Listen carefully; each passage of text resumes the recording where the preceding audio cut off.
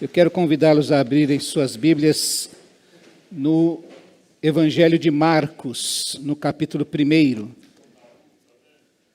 Evangelho de Marcos, capítulo 1, do verso 14 ao verso 20.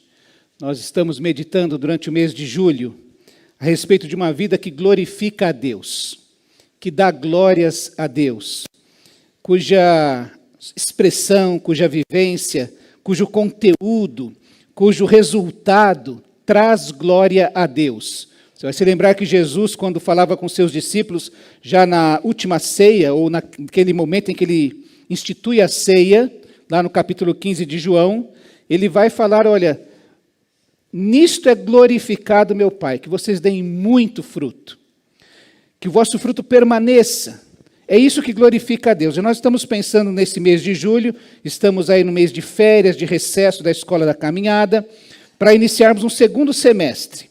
E nós queremos, então, trazer à mente da nossa igreja o que significa glorificar a Deus, visto que nós temos pensado nisso durante o primeiro semestre, e no segundo semestre vamos continuar pensando sobre discipulado, um discipulado que glorifica a Deus.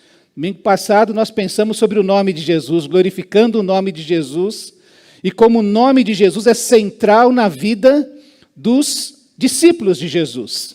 Nós cantamos aqui esse cântico tão bonito, que fala desse nome que é tão precioso, tão lindo, tão bonito, tão santo, tão puro, tão significativo para nós, que tem tanto poder de sarar os feridos, de levantar os mortos.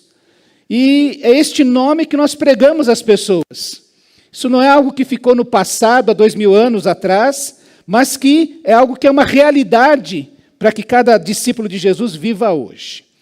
E é interessante que Jesus chamou os primeiros discípulos, dando claramente essa direção para as suas vidas.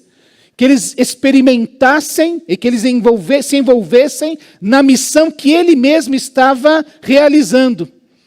Eu queria que a gente pensasse, então, nesses primeiros discípulos, lá em Marcos, capítulo 1, de 14 até o 20, diz assim: depois que João foi preso, Jesus foi para a Galiléia proclamando as boas novas de Deus.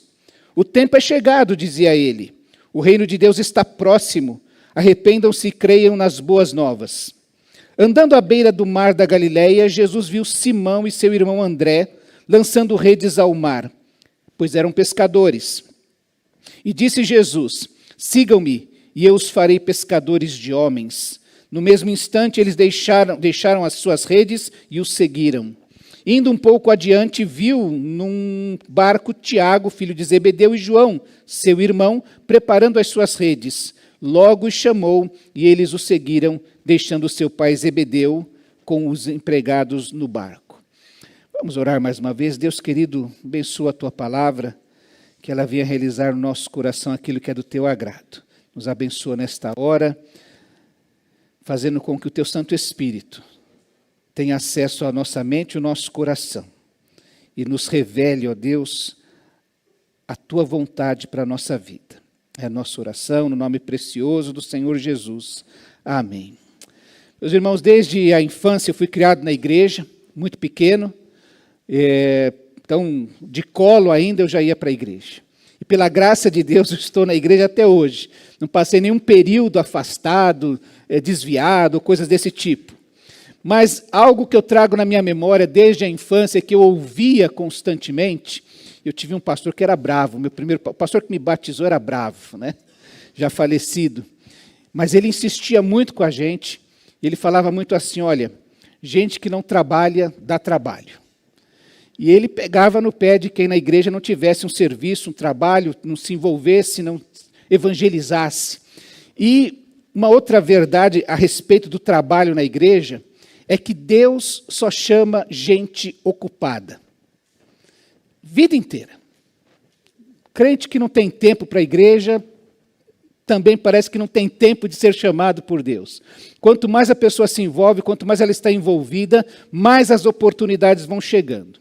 Isso desde a infância. Quando eu me formei na faculdade teológica, nosso paraninfo, o Dr. Shed, pregou no dia da formatura, e ele pregou muito sobre a gente ter valor, significado para Deus. Ele pregou sobre a teologia do desperdício. E ele usou duas palavras, a palavra disponível e estar à disposição. E ele naquela época já fez uma ideia de que estar disponível é aquele que não está ocupado. Está disponível. Não está sendo ocupado, então está disponível. Mas estar à disposição é ter um estado de espírito, um ânimo, um entusiasmo para ser usado. E ele desafiou então aqueles alunos que se formavam naquela ocasião a não estarem nunca disponíveis, como quem não está ocupado, mas estar sempre à disposição, com este espírito de ânimo, entusiasmados para poder servir. E a verdade é que Jesus nos chama não para estarmos disponíveis. Olha, assim que precisar, eu estou disponível porque eu não estou fazendo nada. E esse é um problema do voluntariado, que veio lá da ONU, invadiu a vida das igrejas, porque o cristão começou a pensar que ele é um voluntário. Quando eu estiver disponível, não estiver sendo usado, não tiver nada para fazer, então eu vou poder ser usado na igreja. Errado. O discípulo de Jesus, ele é chamado para ser servo, para ser escravo, para estar constantemente à disposição do seu Senhor. Jesus, inclusive, mostra que, naquele tempo, mostrando como ser servo, qual é o servo que vai dormir antes do seu Senhor estar satisfeito? Ele fica de prontidão para servir o seu Senhor. E o chamado de Jesus é exatamente para vivermos uma vida que o glorifique, que traga glória ao seu nome. E quando ele chama os primeiros discípulos, ele já os chama para que eles o glorifiquem através da missão que Jesus vinha cumprir ao mundo. Vocês vão me glorificar quando vocês, junto comigo, puderem cumprir a missão que eu estou cumprindo no mundo.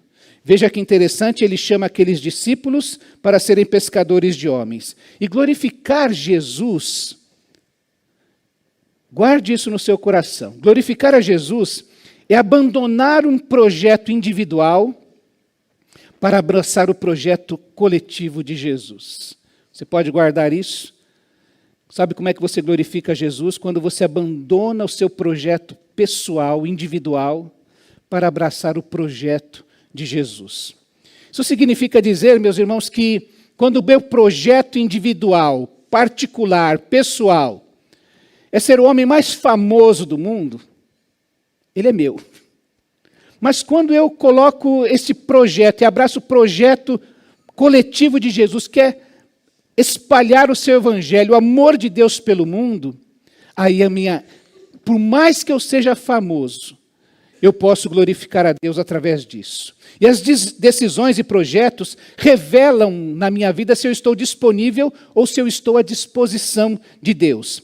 Decisões e projetos revelam se eu estou à disposição ou se eu simplesmente sou alguém disponível. Você podia responder essa pergunta para si mesmo neste instante, porque as decisões e os projetos que você tem guardado no seu coração e colocado para você vão revelar exatamente isso. Nós precisamos revelar no nosso discipulado, que glorifica a Jesus, o envolvimento com a missão, a proclamação das boas novas do reino e um seguimento de Jesus que envolve dedicação exclusiva a Ele. Glorificar a Jesus na missão é abrir mão do meu projeto pessoal para abraçar o projeto coletivo de Jesus. E eu queria então pensar em 4 características que a gente precisa ter para que a nossa vida glorifique a Jesus, que estão aí nesse texto tão simples, tão pequeno, mas no verso 18 já se revela a primeira, quando diz assim que no mesmo instante eles deixaram as suas redes e o seguiram. Porque discipulado tem a ver comigo. Muitas ocasiões na nossa vida, muitos crentes, inclusive, procuram o pastor para oração, procuram um líder para oração, porque eles precisam sentir que Deus os está convocando para alguma coisa. Veja que eu já falei que você já foi convocado para ser servo, não foi convocado para ser voluntário. E muitas vezes ficamos patinando na nossa vida, ou como nós pensamos a semana passada, mendigando, esperando um sentimento, um anjo aparecer na nossa frente para mover o nosso coração para algum lugar. No mesmo instante, eles tomaram uma decisão de seguir a Jesus. Eles tornaram Jesus um relacionamento com Jesus de exclusividade. Isso tem a ver com essa decisão de seguir a Jesus, porque a exclusividade tem a ver com a pessoa de Jesus. Quando alguém, naquela cultura, decidia que teria um mestre, ela decidia segui-lo, acompanhá-lo, para conhecer o seu conteúdo, o que ele ensinava, o seu ensino e a sua maneira de viver. Porque acompanhando esta pessoa constantemente, eu ia aprender com o jeito que ela fazia as coisas. Você deve ter aprendido a cozinhar, fazer algum serviço na sua casa, vendo sua mãe bater bolo. Não sei se você é daquele tempo que batia bolo. Eu cheguei a pegar o bolo com aquela colher de pau. Você tinha que bater. E aí ela falava como é que tinha que fazer, quando chegava o ponto certo para fazer as coisas, e a gente aprendia vendo. Já assentei tijolos, vendo meu pai fazer aquilo. Tem que ser assim, ele era bravo, né? Falava bravo, tem que ser assado, tem que fazer isso. E chamava atenção quando estava errado. Então, quando a gente pensa em exclusividade, tem a ver com a pessoa de Jesus, e de fazer dele o nosso mestre. Não apenas o Senhor, o Salvador sobre muitas as coisas, mas aquele que nos ensina a como fazer as coisas. E quando ele fala sobre exclusividade, nós estamos pensando nesse poder que a exclusividade tem de excluir, de colocar o outro para fora daquela relação. Veja que quando a gente casa, a gente tem um relacionamento exclusivo com aquela pessoa que exclui todas as outras. Se alguém tentar penetrar nesse relacionamento, ele vai ser barrado, vai ser posto para fora. Porque a gente diz assim, isso aqui só diz de respeito a mim e ela. Ou a ela e eu.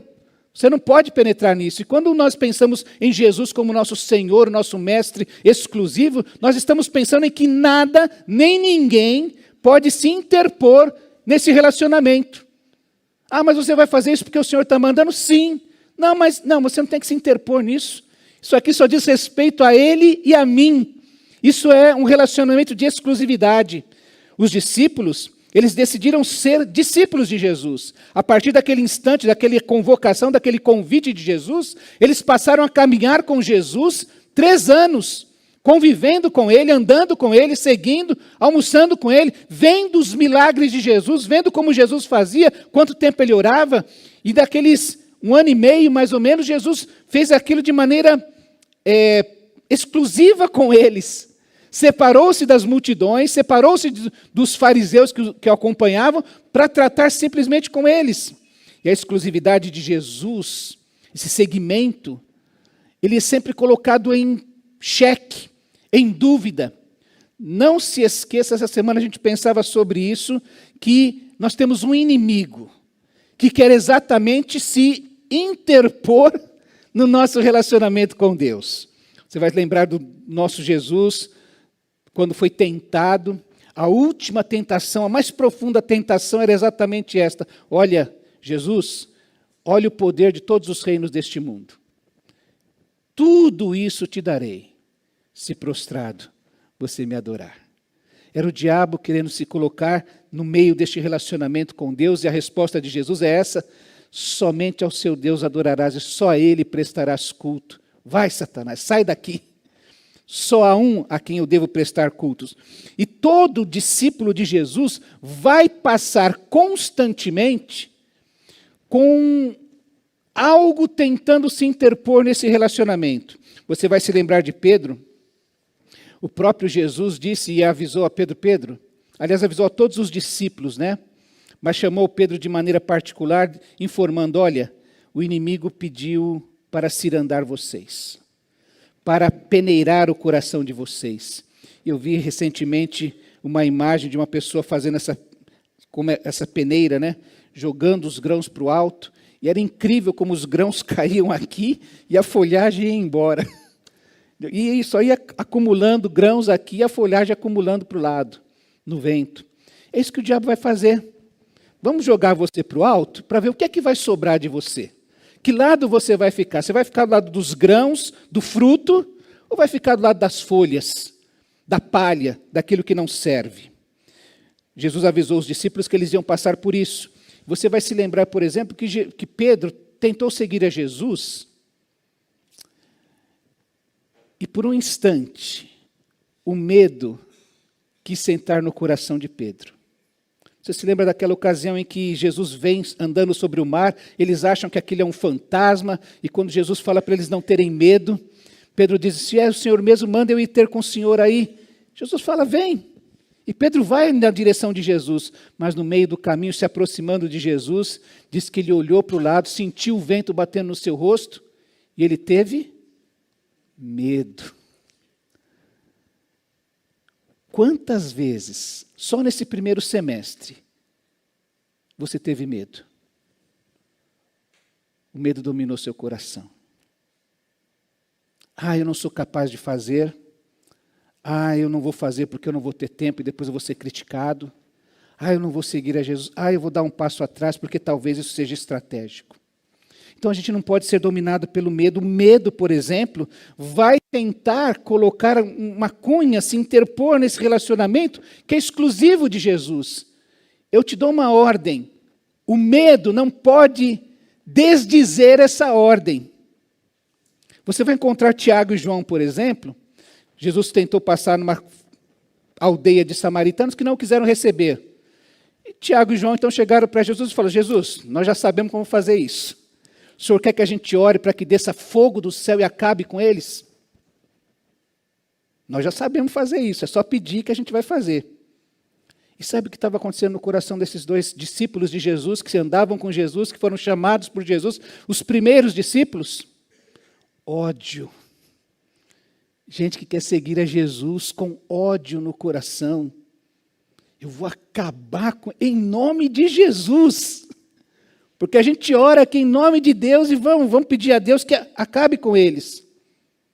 Porque o ódio quer se interpor. Jesus dá uma ordem e o ódio quer desdizer a ordem de Jesus. Isso é um perigo. Quando Jesus chamou os 72 discípulos e disse a eles, primeiro chamou os 12 e deu poder e autoridade. Vão, expulsem os demônios, curem as doenças, preguem o reino. Depois chamou 72 e deu a mesma missão a eles.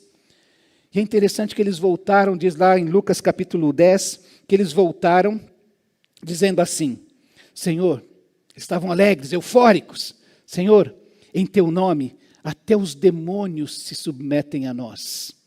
Jesus logo advertiu a eles, olha, não fiquem felizes porque os demônios se submetem a vocês, mas fiquem felizes porque o nome de vocês está escrito no livro da vida.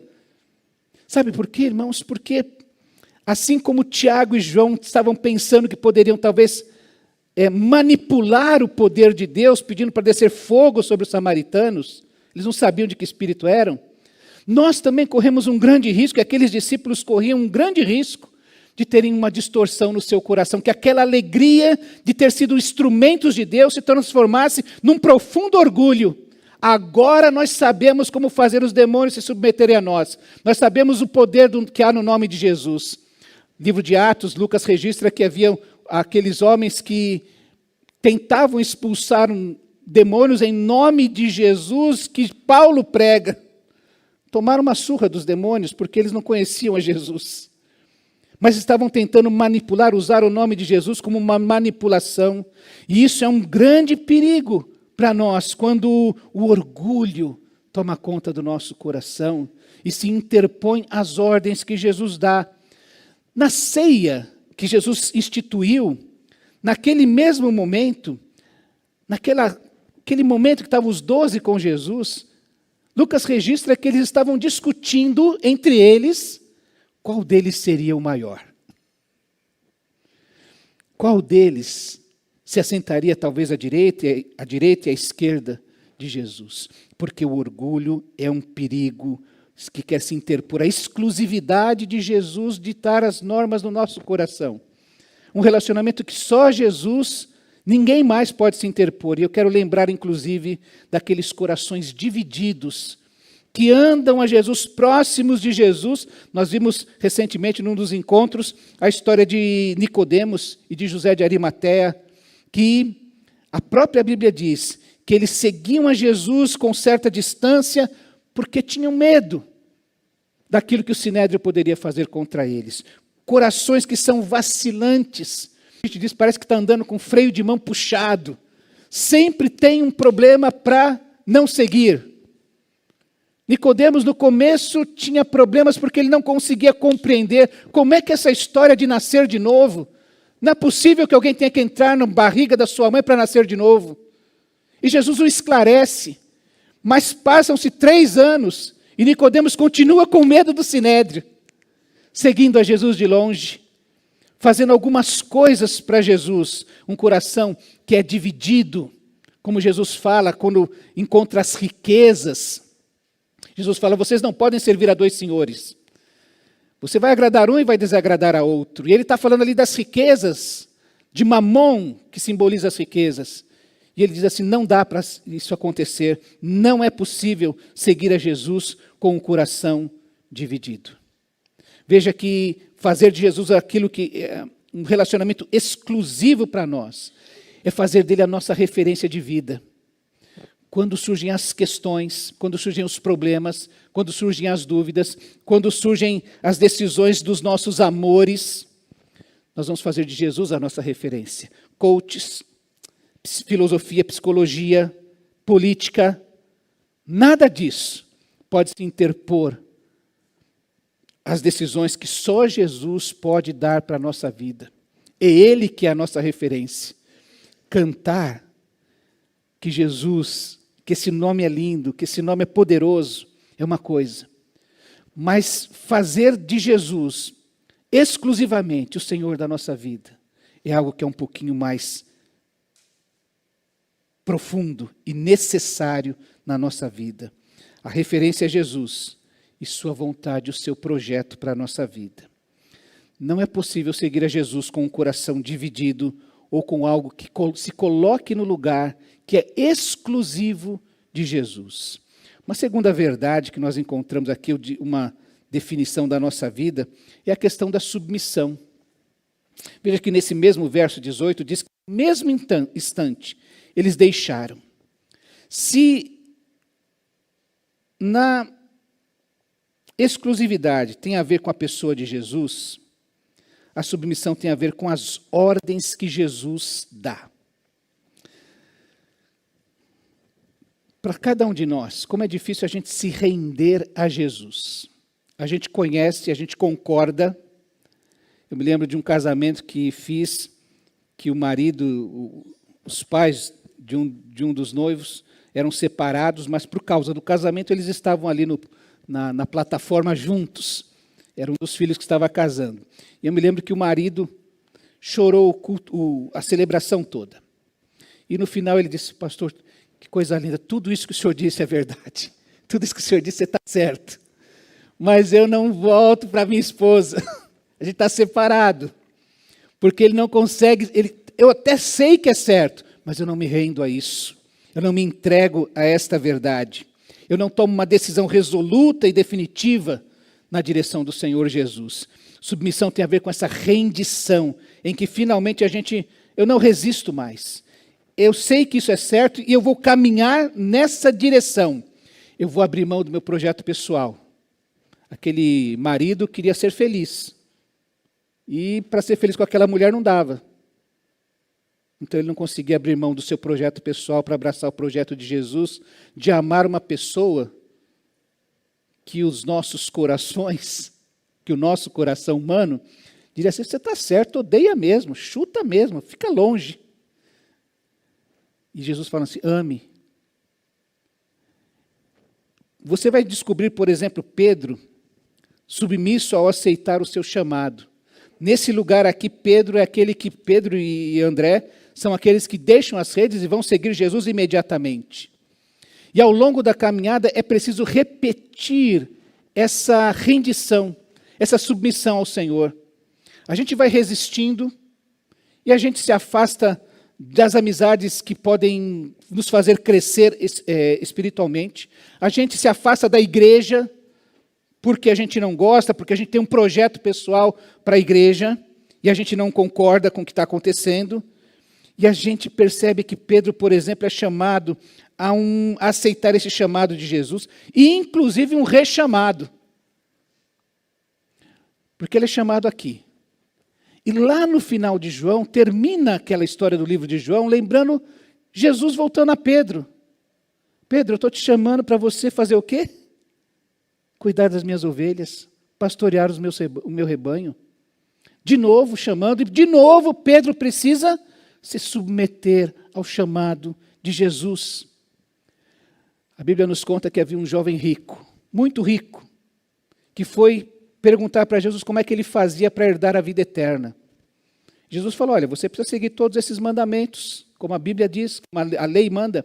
Ele falou, mas isso aí tudo eu faço desde a minha infância. E aí Jesus disse a ele o seguinte, olha, agora então você vai, vende tudo que você tem, dá aos pobres e vem me seguir. Sabe o que esse homem fez? Ele foi embora triste. E a Bíblia diz que ele foi embora triste porque ele era muito rico. Você alguma vez na sua vida já amou desesperadamente, de paixão, alguém? E um líder falou, rapaz, pensa bem, isso aí não vai dar certo, isso não é da vontade de Deus. E você fala assim, não, esse líder não sabe o que está dizendo.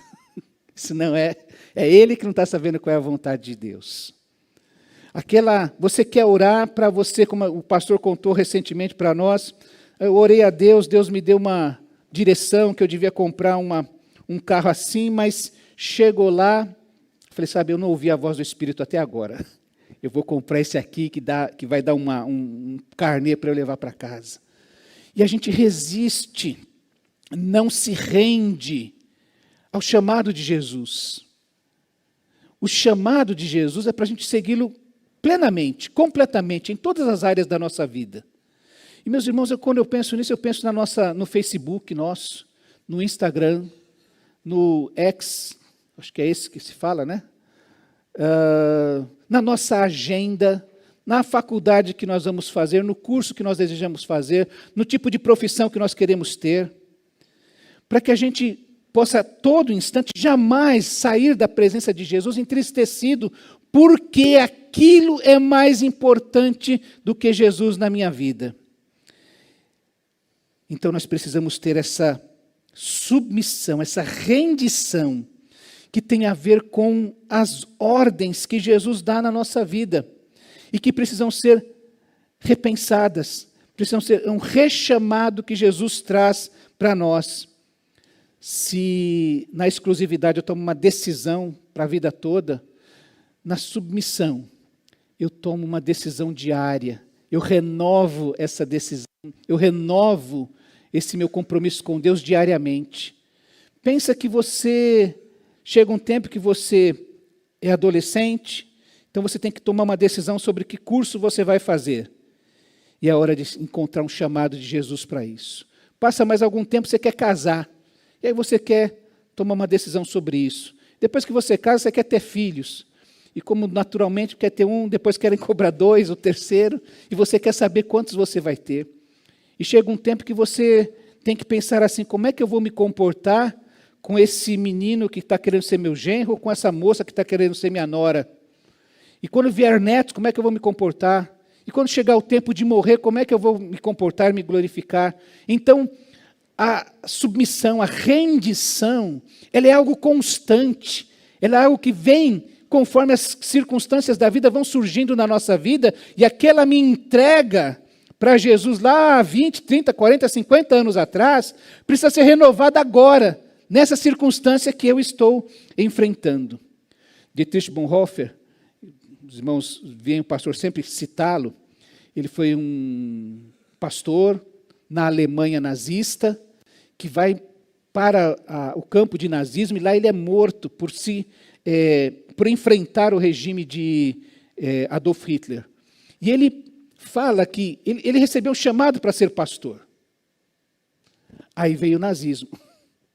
Aí o nazismo queria dominar a igreja, queria dizer quem é que vai ser pastor, o que vai pregar, e coisas desse tipo, e ele reagiu. Ele teve um chamado para ser pastor. Aí ele teve que ter um chamado para resistir a Hitler e a politização do seu país. E aí ele vai para o campo de concentração, e lá no campo de concentração ele tem que ter um chamado para servir dentro do campo de concentração. Servir aqueles que estavam sofrendo, sofriam mais que ele, porque não tinham a esperança e o relacionamento que ele mesmo tinha com Jesus. E ele precisou servir ali dentro. E é ele que diz, escrevendo sobre discipulado, que quando Jesus chama um homem, ele o chama para morrer, para matar o seu projeto pessoal, para morrer para a sua vontade e abraçar a vontade do seu Senhor. O terceiro ponto aqui, para a gente conseguir fazer isso, é a dependência. Porque no verso 17, Jesus diz assim: sigam-me e eu os farei pescadores de homens. Dependência tem a ver com o projeto de Jesus. Tem a ver com alcançar pessoas, envolvê-las com uma rede, que é o Evangelho, e resgatá-las de um mar, um mundo que resiste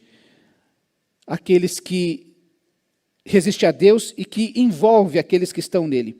Veja que interessante que estas são as primeiras palavras que Jesus diz aos seus discípulos.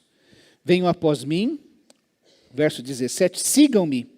Aquelas versões mais antigas dizia, venham após mim e eu os farei pescadores de homens. Sigam-me e eu os farei pescadores de homens. As primeiras palavras para os primeiros discípulos. As últimas palavras de Jesus para os discípulos foram no mesmo assunto, na mesma forma. Você vai encontrar lá em Mateus 28, 18 a 20, Jesus se aproximando dos seus discípulos e dizendo assim: foi-me dada toda a autoridade nos céus e na terra. Portanto, vão, façam discípulos de todas as nações, batizando-os em nome do Pai, do Filho e do Espírito Santo, ensinando-os a guardar tudo que eu ordenei a vocês, e eu estarei com vocês até o fim dos tempos. Venham e eu vou fazer de vocês pescadores de homens. Eu tenho poder e autoridade, portanto, isso é uma conjunção conclusiva, porque eu tenho poder e autoridade, vocês vão fazer discípulos de todas as nações, e eu estarei com vocês. Isso não é uma tarefa que a gente vai fazer na nossa força, do nosso jeito, só do jeito que a gente quer, que depende só de nós, e que Deus está lá, olha, se você não fizer, vai ser punido. Eu estou com você, eu estarei com vocês até o fim dos tempos. E quando adentra em Atos, no capítulo 1, ele diz aos seus discípulos ainda que estão, olha, aqueles discípulos que estavam ali nos últimos instantes que Jesus está nesse mundo, vai subir aos céus, ele diz assim: vocês vão receber poder quando o Espírito Santo descer sobre vocês. Então vocês vão ser minhas testemunhas.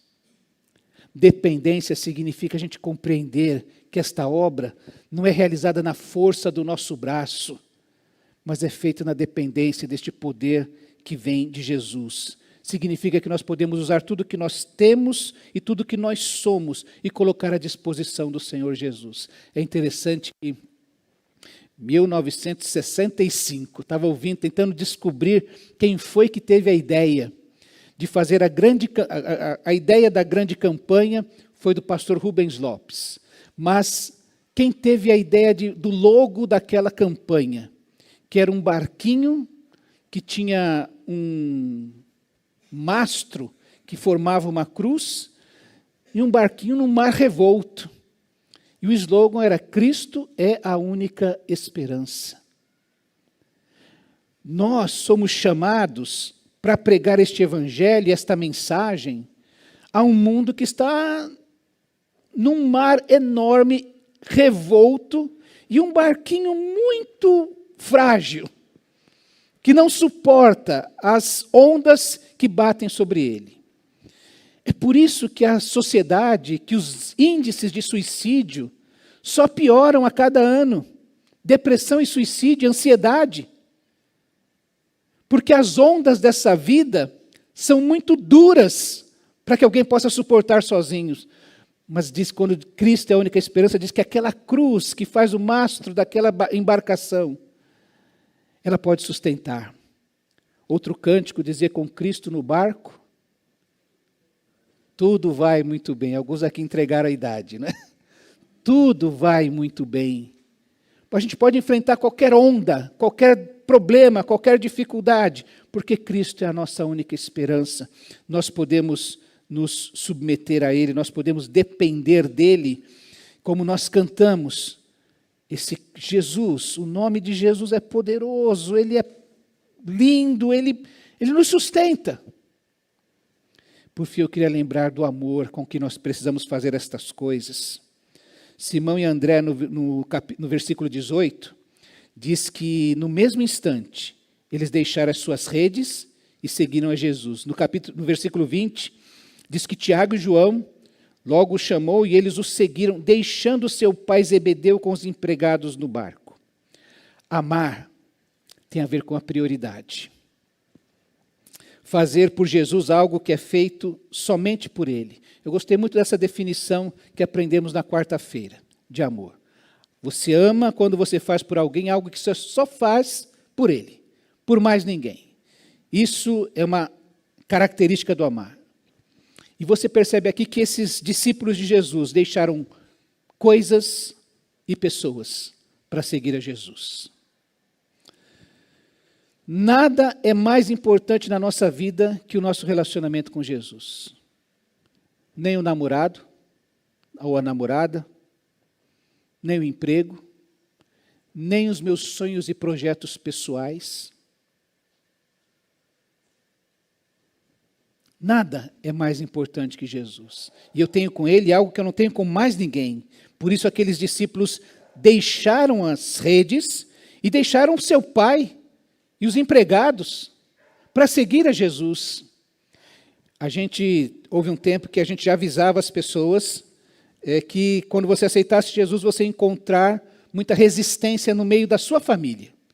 Hoje, no Brasil, por exemplo, isso é quase que impensável aqui numa cidade como a nossa. Mas você vai no Médio Oriente e você vai encontrar lá pessoas que querem deixar o islamismo, o pai manda matar, tio, primo vão atrás para matar. Aqui no Brasil já teve mais desse tipo de comportamento. Mas hoje, por exemplo, nós douramos a pílula. Venha Jesus, você vai ter tudo. E não é verdade. Pais que gostam de mandar na vida dos filhos. Como é que você vai largar a religião que eu ensinei você? Roda de amigos com os quais você convive e com os quais você faz todo tipo de coisas erradas que desagradam a Deus. E de repente você tem que chegar diante dessas pessoas e dizer assim, olha, eu vou largar vocês.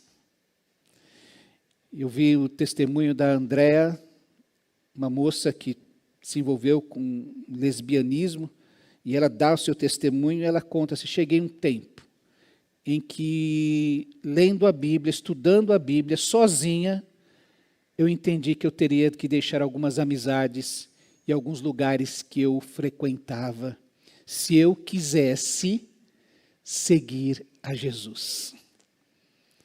Foi caminhando, lendo a palavra de Deus e caminhando, seguindo a Jesus, que eu cheguei a esta conclusão, que eu precisaria largar algumas pessoas e algumas coisas, alguns lugares que eu frequentava. Hoje nós douramos a pílula. Não, dá para seguir a Jesus desse jeito, de qualquer maneira. A proposta de Jesus é que você largue as suas redes e assuma as redes que Jesus está lançando. Largar quem você ama de paixão e põe no pedestal e em primeiro lugar na sua vida. E amar mais ainda a Jesus. Largar o que se ama para amar mais ainda a Jesus. Aquele jovem rico que foi embora triste porque ele era muito rico, despertou em Pedro uma pergunta. Senhor, nós deixamos tudo pelo Senhor. O que nós vamos ganhar com isso? Jesus disse, olha, vocês vão ganhar nessa vida ainda 100 vezes mais em pai, mãe e coisas, e no futuro a vida eterna. E Pedro então deixa tudo. Como Mateus, por exemplo, quando foi chamado por Jesus, diz a Bíblia que ele largou a coletoria e foi seguir a Jesus imediatamente. O amor que nós demonstramos a Jesus é quando fazemos por Ele. Algo que só fazemos por Ele, por mais ninguém. Por isso, meus irmãos, no amor deixamos a nossa agenda para abraçar a agenda de Jesus. nessa hora, nós aprendemos que eu preciso ter uma profissão. Mas com que profissão eu vou glorificar a Deus? Eu preciso ganhar dinheiro. Eu preciso sobreviver e viver bem, inclusive. Mas o que eu vou fazer com o dinheiro que eu vou receber? Ele vai se tornar um Deus na minha vida? Ou eu vou ter um projeto onde o nome de Jesus será glorificado? Recentemente, uns 20 dias atrás, mais ou menos, uns 20 dias, eu fui num velório de uma amiga de adolescência. Primeiro cheguei no velório, encontrei outras pessoas. Então essa menina, uma senhora de 60 anos, né, que havia falecido, falei menina porque eu conheci ela, nós éramos meninos. Encontrei com outras pessoas lá daquele tempo, e nós nos abraçamos, que bom, brincamos até no céu, vai ser uma festa, né? Porque a gente aqui, que está alguns anos sem se ver, já fica feliz de se encontrar. Imagina quando a gente chegar no céu e encontrar, por exemplo, essa moça que partiu. E ficamos ali, talvez uma meia hora, 40 minutos, uma hora talvez, conversando com várias pessoas. E aí chegou o momento em que era a hora de nos despedir do corpo, fechar o caixão. E havia lá o pastor da família. Como eu sou conhecido há uns 50 anos, o pastor Edivaldo está aqui, vai dar uma palavra. Eu encontrei um irmão dela, um pouco mais velho que eu, e ele foi apresentado como missionário. Eu falei, você está em missões? E aí fomos conversar com mais calma. Ele é autônomo, e a esposa dele se aposentou. E sabe o que eles fizeram com a aposentadoria deles? Eles foram lá para o interior de São Paulo, cuidar de 2 pequenas igrejas. Essa semana ele me mandou os vídeos, trabalhando com um grupo de sem terra, que estão na região. Um grupo de pessoas envolvidas com crack, lá no interior de São Paulo, 2 cidadezinhas pequenininhas, gente envolvida com crack. Sabe quando a gente olha para a vida desse casal? Já criamos nossos filhos, já trabalhamos até poder se aposentar. Sabe o que nós vamos fazer? Nós vamos gastar o nosso tempo, a nossa vida, falando de Jesus para as pessoas. Nós vamos abrir mão aqui da grande São Paulo e vamos para o interior, não para morar num lugar assim quieto, calmo, onde não tem problema. Não, nós vamos lá estender o amor de Deus para essas pessoas carentes. Meus irmãos, nós glorificamos a Jesus quando nós abandonamos o nosso projeto pessoal para abraçar o projeto de Jesus, fazendo de Jesus o nosso único Senhor, numa submissão e numa dependência diárias de Jesus, para sermos instrumentos úteis dele e proclamando o seu amor. Eu quero lembrar que Pedro teve um chamado aqui em Marcos capítulo 1, onde é registrado as primeiras palavras de Jesus, chamando Simão Pedro para ser um pescador de homens. Lá no final do Evangelho de João, no capítulo 21, quando Jesus volta para Pedro, para rechamá-lo, para falar, Simão, você me ama, então pastoreie as minhas ovelhas, cuide das minhas ovelhas. Jesus avisa Simão assim, olha, no verso 18, digo-lhe a verdade, Simão, quando você era mais jovem, vestia-se e ia para onde queria, mas quando for velho, estenderá as mãos e outra pessoa o vestirá e o levará para onde você não deseja ir. E Jesus disse isso para indicar o tipo de morte com a qual Pedro iria glorificar a Deus. E então lhe disse, siga-me. Repetir isso não é muito. Que hoje, Jesus está chamando a gente de novo para segui-lo. Para glorificar Jesus. Glorificar na missão. naquilo que Ele deixou para a gente fazer no mundo. Seria muito bom, meus irmãos, se a gente pudesse aceitar Jesus e pum, desaparece do mundo, vai para os céus, conhecer Jesus e viver lá na glória. Por que será que Jesus te deixa no mundo?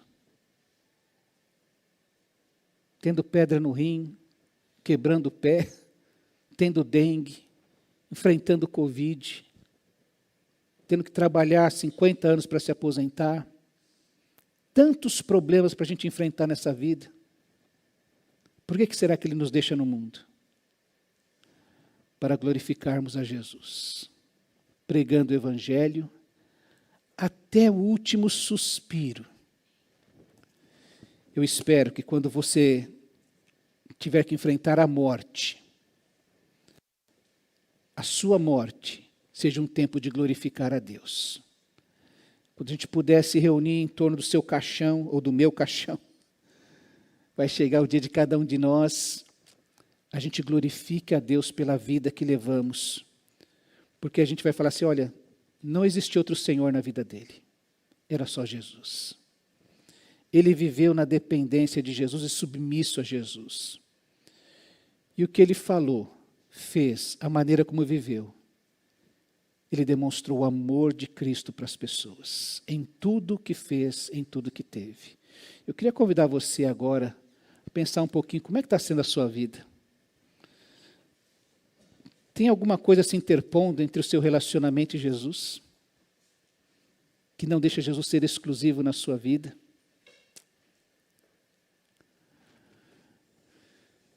Você está aprendendo a depender de Deus totalmente para pregar este Evangelho e sendo submisso todos os dias a Ele? E se a gente pudesse colocar assim, o seu amor por Jesus, Ele revela que você ama Jesus e faz por Jesus aquilo que você não faz por mais ninguém. Porque Jesus está chamando hoje, você e eu, dizendo assim, siga-me.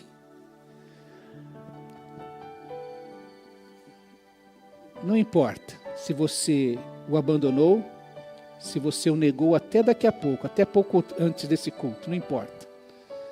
Se você o traiu, não importa. Porque de novo ele está falando assim, siga-me. É para começar de novo. Queria que você fechasse os seus olhos e falasse com Jesus neste instante. Deus querido, nós mais uma vez vimos a tua presença para clamar o nome de Jesus, aquele que encerra em si, ó Deus, toda a obra de graça que o Pai realizou, que olhou para pessoas tão imperfeitas como nós, como cada um de nós aqui neste momento, e convidou, ó Deus, para seguir. Ó Deus, mais uma vez nós queremos colocar a nossa vida, largar as redes, largar tudo que tem atrapalhado o nosso seguimento com o Senhor. Seja o medo, o ódio, o orgulho, seja, ó Deus, outros amores. Nós te pedimos nesta hora, ó Deus, que o nosso coração seja quebrantado para ouvir mais uma vez o teu chamado, ó Deus. Siga-me, e nós queremos te seguir. Que o Senhor seja o dono do nosso coração, o Senhor da nossa vida, nosso amado Mestre, nosso amado Salvador. Ouve a oração, ó Deus, de cada um aqui, daqueles que nesta hora se voltam para Ti.